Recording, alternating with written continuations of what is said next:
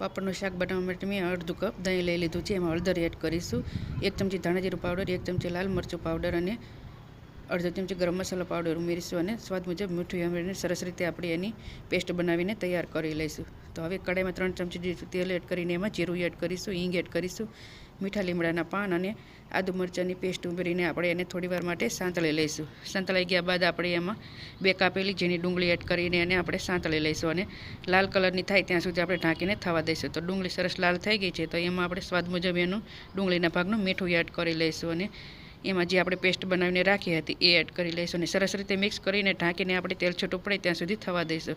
હવે એમાં 1 ગ્લાસ જેટલું પાણી એડ કરીને આપણે સરસ રીતે મિક્સ કરીને ઉકળવા દઈશું.